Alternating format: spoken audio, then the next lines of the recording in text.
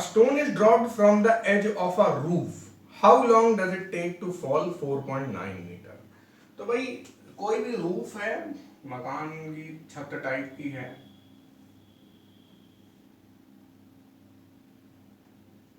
यहां से स्टोन को गिरा दिया गया और आपको ये बताना है कि 4.9 मीटर डिस्टेंस चलने के, कोई जरूरी नहीं है कि जो रूफ है वो 4.9 ही हो, 4.9 उससे कम भी हो सकता है। 4.9 मीटर नीचे गिरने में उसे टाइम कितना लगेगा? तो ये हाइट हो गई और टाइम की बात है, हाइट और टाइम की इक्वेशन कौन सी है? ये है। बस ऐसे करना होता है हमेशा। ऊपर से नीचे गिर रहे हैं, सब जगह प्लस लगाने में कोई दिक्कत नहीं। ऊपर से नीचे आने में प्लस लगाए, नीचे से ऊपर जाने में माइनस लगाए। ऐसा आप रटना पसंद करते हैं तो रट लीजिए ऐसे, ठीक है।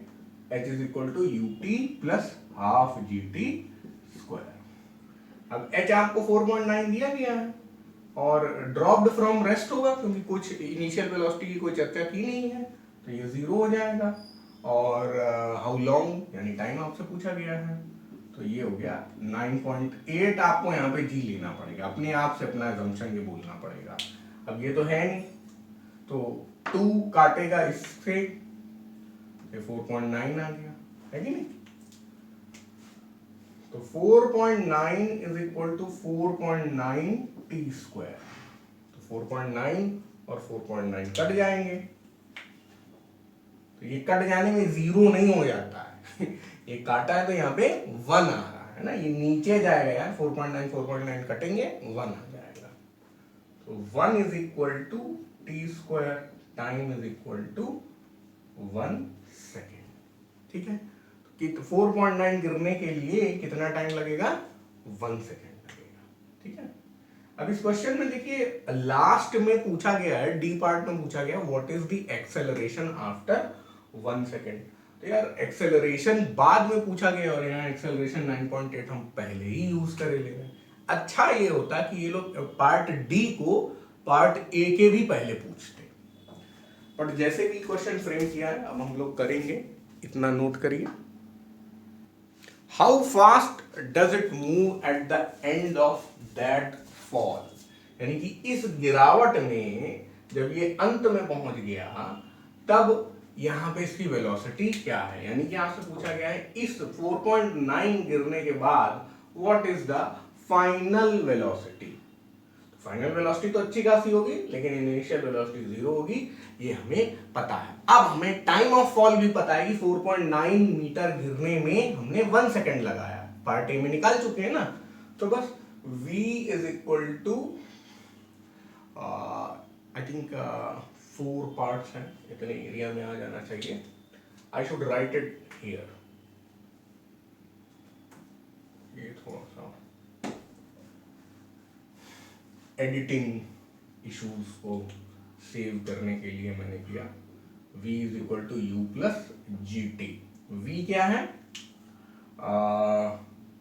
निकालना है, u क्या है 0 है, g क्या था 9.8 था, टाइम ऑफ फॉल 1 सेकेंड हम लोग कर चुके हैं। तो फाइनल वेलोसिटी हो गई अपनी 9.8 मीटर पर सेकेंड। इस 4.9 गिरने के बाद फाइनल वेलोसिटी हो गई 9.8 मीटर पर सेकेंड।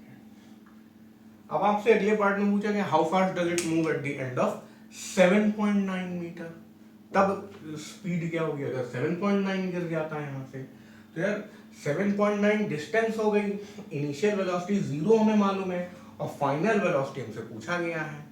इनिशियल वेलोसिटी हो, फाइनल वेलोसिटी हो और गिरावट हो, टाइम की कोई चर्चा ना हो, तो टाइम की कोई चर्चा ना हो, ये वाली इक्वेशन सबसे बढ़िया है, यही लगा लेते हैं। v square is equal to u square plus 2gh। Final velocity, अब इस बार मैं v1 नाम दिए दे रहा हूं क्योंकि इस बार h1 नाम दिए दे रहा हूं। भाई पहले हाइट 4.9 थी, अब हाइट जो है वो 7.9 है। 2 इंटू 9.8 इंटू 7.9, तो v1 square is equal to 9.8 into 18 15, so 9.8 into 15.8, अब इसका जो भी प्रोडक्ट आएगा उसका हमें अंडर रूट निकालना होगा। करते हैं थोड़ा। तो काफ़ी मेहनत के बाद ये ला रहे हैं हम लोग, और आपकी बुक ने थोड़ा ट्रंकेट किया है और आंसर बोला है 12.4, तो हम भी वही कर लेते हैं। सो फाइनल वेलोसिटी 12.4 मीटर पर सेकेंड होगी अगर जो फॉल है वो कितना हो जाए 7.9 मीटर।